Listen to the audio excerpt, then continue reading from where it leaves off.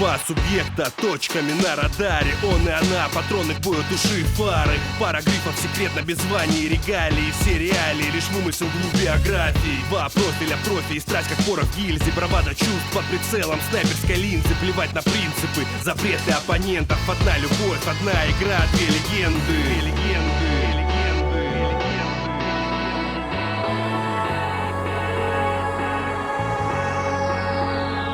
День и ночь, две роли против всех и двое. Связи профи, он до конца за ней. Стирая след истории, скрываясь от огонь. Правильным паролем на двоих зеленый свет.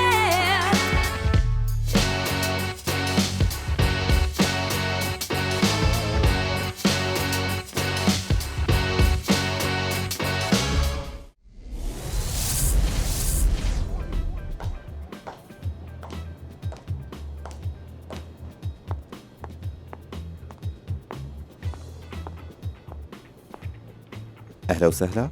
ويسكي ثلج خفيف. تكرمي.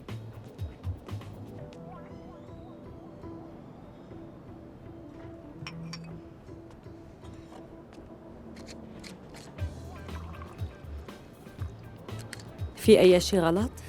تفضلي. الويسكي طلب غريب شوي بيوم الأربعاء. يوم صعب. شو بتشتغلي يا حلوة؟ بإنقاذ العالم. انتوا يلي بتفكروا انه معكم وقت كتير لتنقذوا العالم، بدك تجربي تنقذيني انا مبدئيا. اسمحي لي اعرفك، اسمي باولو. عنا. اوه،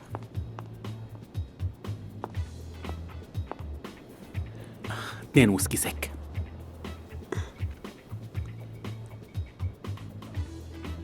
تفضل. شكرا حبيبي.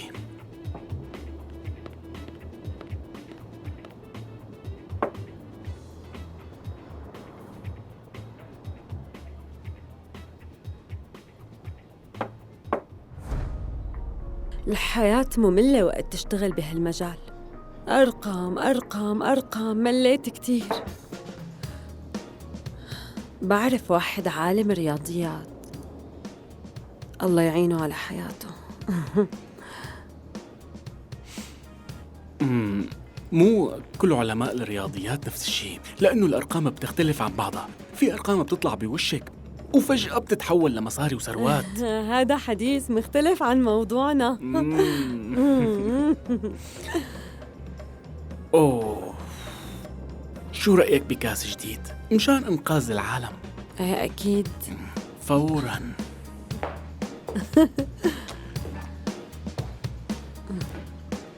اثنين ويسكي دبل مع ثلج. تفضل. معقول؟ لا شو عم حكيك ما بتتاكل. هي شبك يا زلمه، شلون بتمشوا انتوا؟ بس بدي افهم. كب البيرة روق تبعي شوي، جاي روق. يعتذر ويقول لي روق، ما بتشوف انت؟ ها؟ شكلهم رح يتخانقوا. ممكن تجيب له للشاب بيرة بدال يلي انكبت؟ شو انا ولد صغير قدامك؟ شو مفكرني انت؟ ها؟ اهدى شو شوي. اذا ما هديت؟ شو رح تعمل اذا ما هديت؟ في شي مشكلة؟ ما في شي. لورا. يا شباب، شو عم بيصير يا شباب؟ شبنا بلا ما نكبر الموضوع لأنه كل شي بينحل بالتفاهم. المهم تروق. نروق. بجوز نحن ما بدنا نروق ونتفاهم. لحظة. شو بتعمل اذا ما رقنا؟ شايف هديك الطاولة؟ هديك هي طاولتي شباب. معك أنا. شو رأيك؟ نصيحة شكلهم ما كثير تعلم بيحبوا الرواق معه. والتفاهم. نصيحة. أنا آسف، ما عم بفهم عليكم. ومخك سميك كمان. ها؟ شو في بجيبك؟ فرجيني لشوف. يلا. أوكي، مثل ما بدك. مصر تخانق يعني؟ في خناقة هون. ليش عم تعيط لي؟ هرب.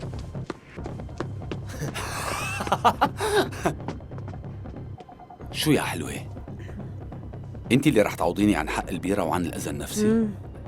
انكبت عليك ما ايه هي؟ انكبت علي. يعني أنت خبطت فيه. كيف؟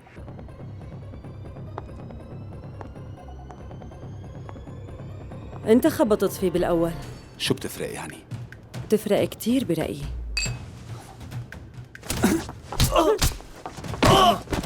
العمل عمى. طفشتهم والله، طلعت من خرجهم. حدا حابب يتدخل؟ تضربوا انتو هالسهرة.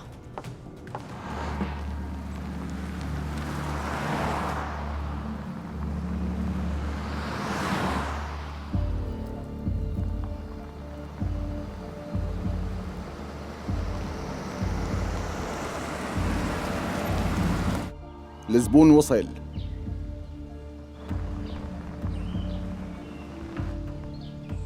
استقبلوه.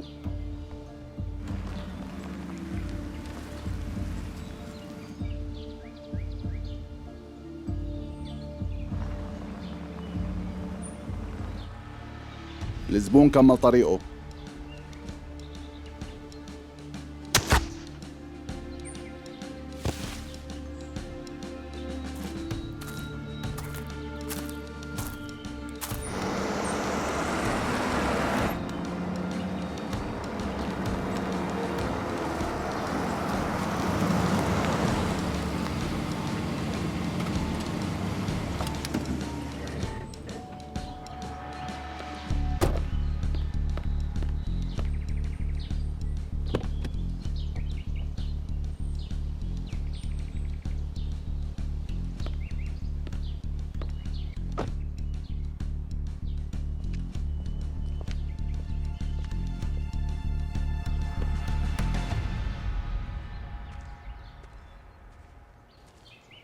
كل شي هادي، الزبون صار هون، كل شي صار حسب الخطة.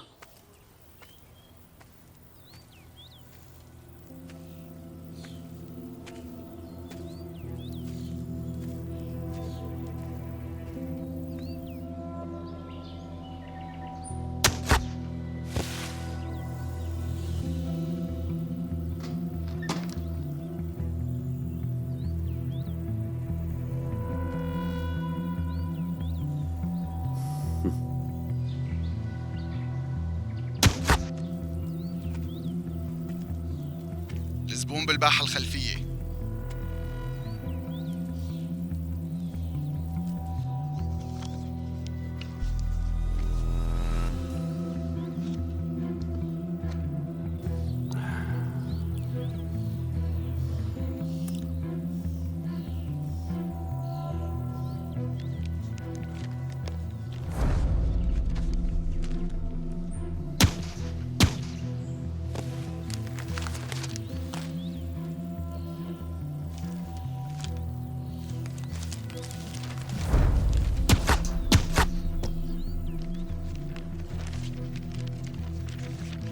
الوزير الروسي رح يلتقي الأمين العام الأمريكي بريكا. الروس بيعتبروا الاتفاق ممكن.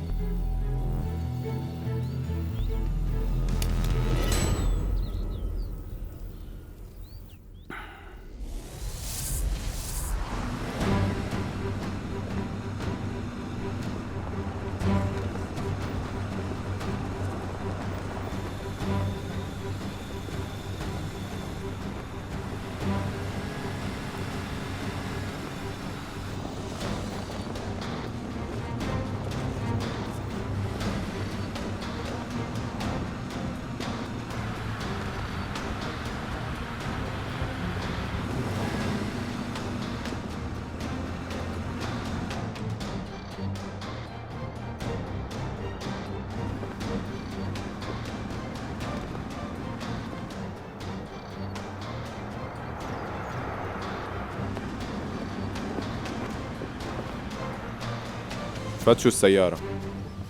احترامي سعادة الوزير، لازم نفتش السيارة.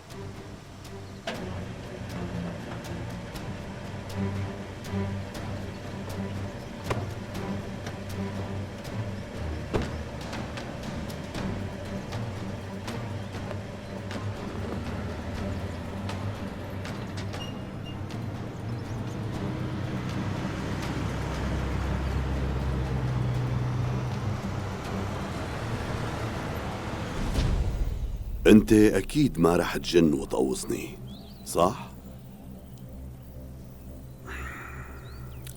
أول شي لازم تتصل بالزبون اللي عطاك الأمر وتاخد الموافقة، وبعدين تضغط على الزناد، تمام؟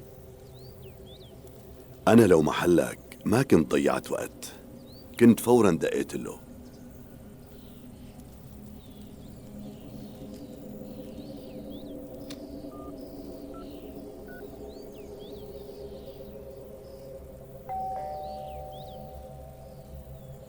ممكن تسمح لي اني رد على الاتصال؟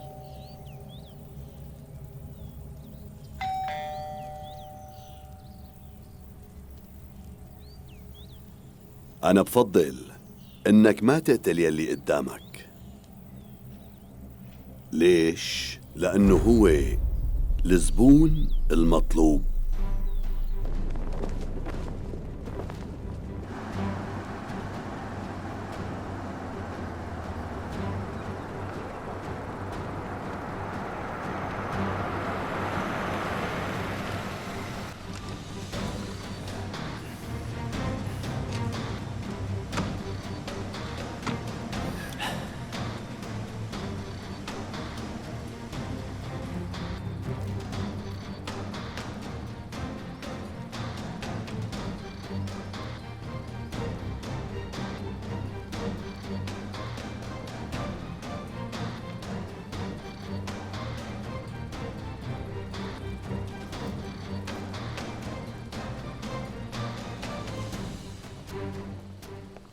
يعطيك العافية.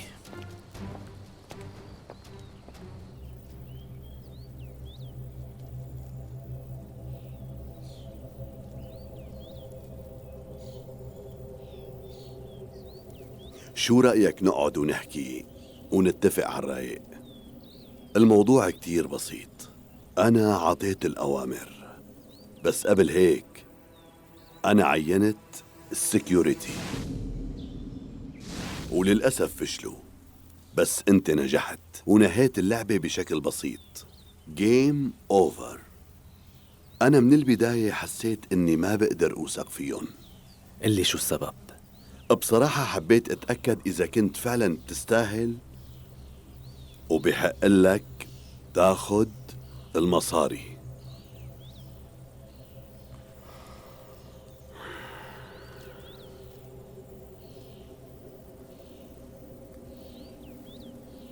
هذا أنت صح؟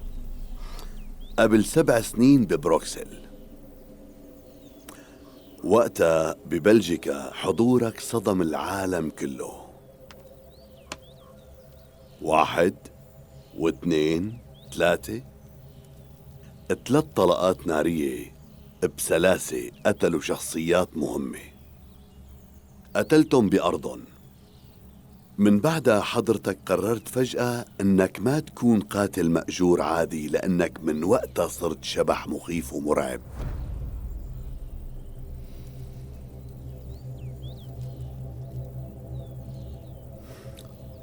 ممتاز، فرحتني بشوفتك.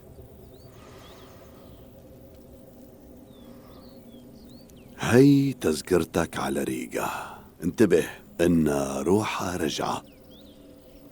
وقت الرجعة مكتوب عندك، وبتمنى يكون وقت الإقامة بكفي لإنجاز المطلوب. شو يلي لازم أعمله؟ مو جاي على بالي نناقش التفاصيل سوا. على كل حال، شو الفرق مين لازم تقتل إذا المسألة المهمة بالنسبة إلك هي المصاري؟ أنا رح أعطيك عرض مهم كتير، وانت اكيد ما رح ترفضه. 5 ملايين دولار.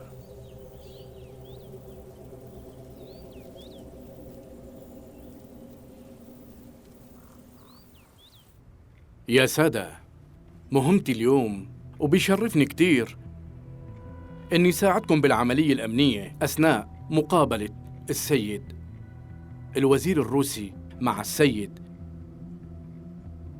الأمين العام الأمريكي. أنا رح حاول وبأقصى جهدي إنه نوصل لاتفاق جدي، وهلأ المفروض إنه الموجودين يعرفوا بعضهم لحتى نكون قراب أكتر بهذا الاجتماع المهم. السيد ألكسندر كالتسوف ممثل الأمن الفيدرالي الروسي، السيد مايك هيجينز ممثل الأمن الأمريكي. مشان هيك يا سادة، خلينا نستعرض كل التفاصيل ونحكي بالمهم.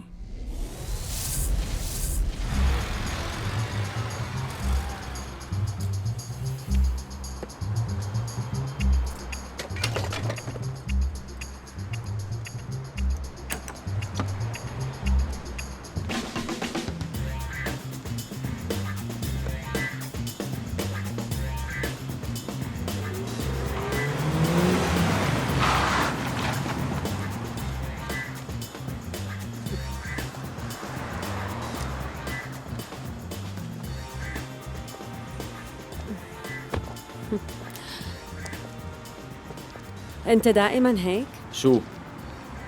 إنه يوميا بتنظفها؟ ايه بنضفها وبكويها، شو في شي غلط؟ لما بتروح لتجيب أغراض هيك بتروح؟ وين المشكلة أنا؟ ما في مشكلة، كله رواق، بس الوطن هو يلي بخطر مكسيم. أضافيرك ما بتبردن قبل ما تطلع من البيت؟ في عندي سؤال تاني، إذا كان بنطلونك مغبر بتقدر تشتغل ولا لا؟ تفضلي.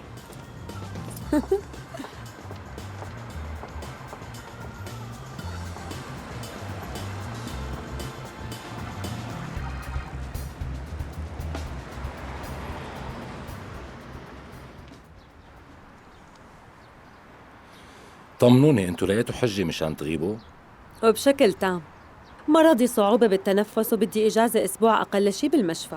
رحلة سياحية مع الصف. رحلة سياحية. الطيارة بكرة الصبح. القطار اليوم المساء. بس انتوا لهلأ ما شرحتوا لنا شي، ما بنعرف شو المهمة. ايه مزبوط.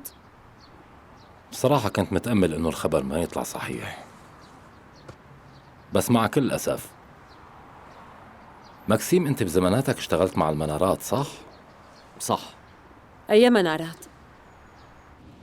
ل5 سنين تقريباً بقينا عم نستخدم أنظمة المنارة.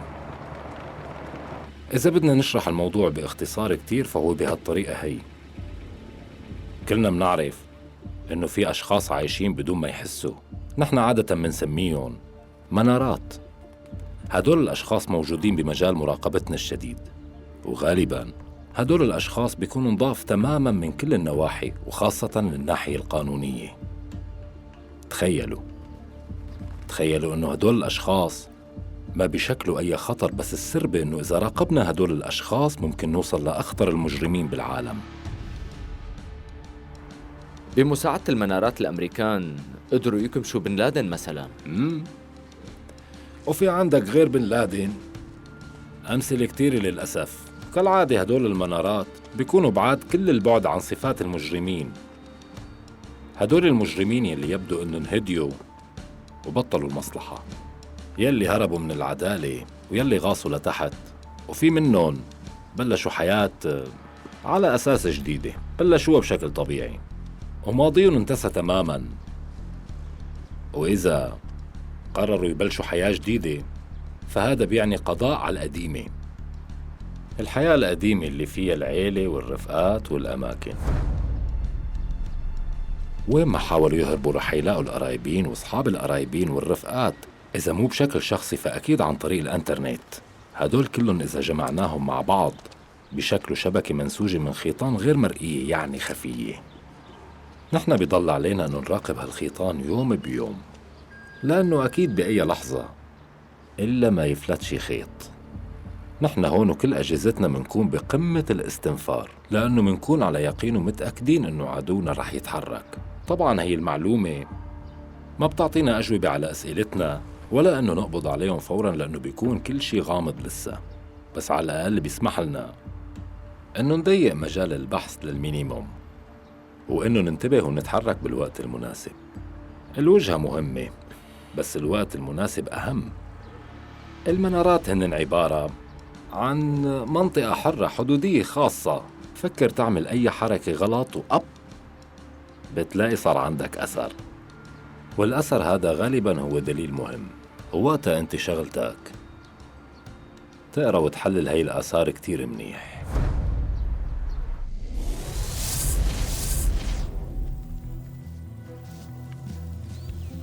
ايه اكيد الخطة ماشية تمام التمام.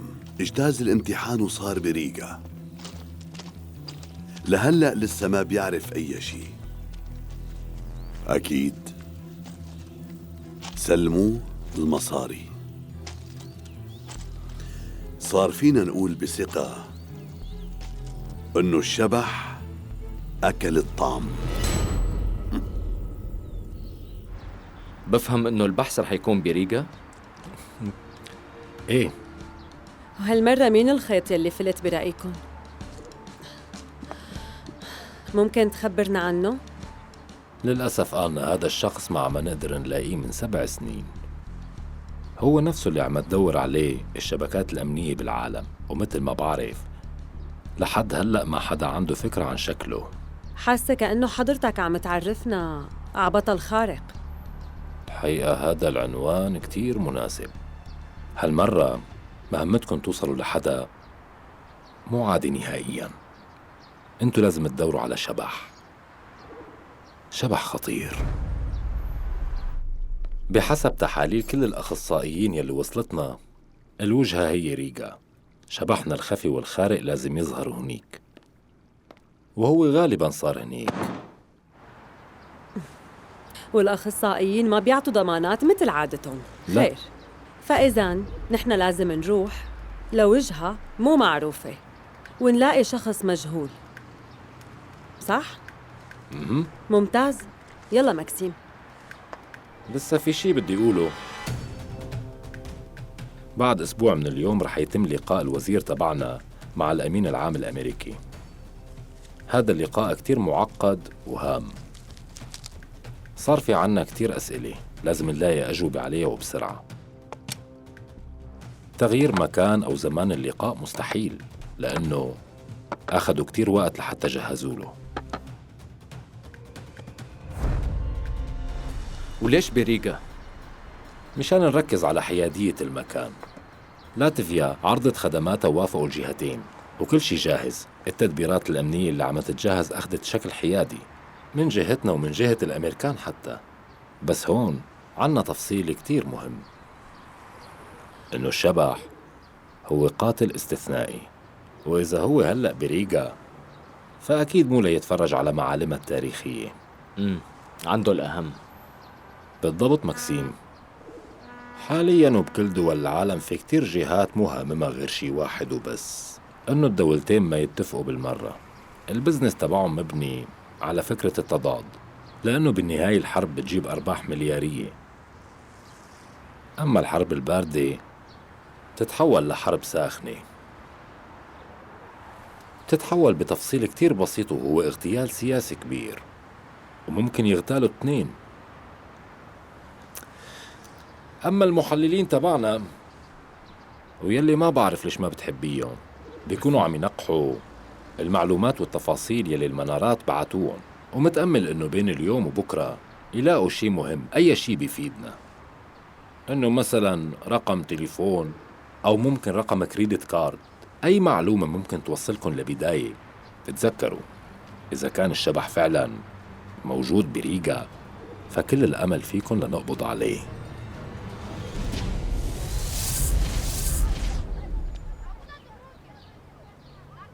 نحن ليش واقفين هون؟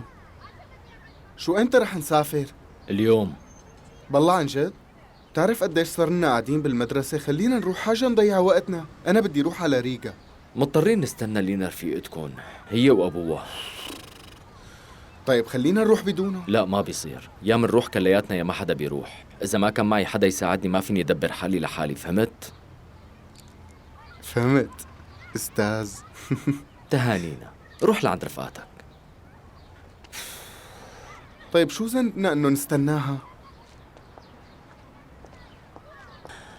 أنت الأستاذ مكسيم صح؟ أرجوك سامحني على التأخير، لأنه أوقات بصير معنا طوارئ. لينا نسيت تليفونها بالبيت واضطرت إنها ترجع تجيبه. بتعرف أولاد هالأيام ومزاجهم ما بيقدروا بدون تليفوناتهم.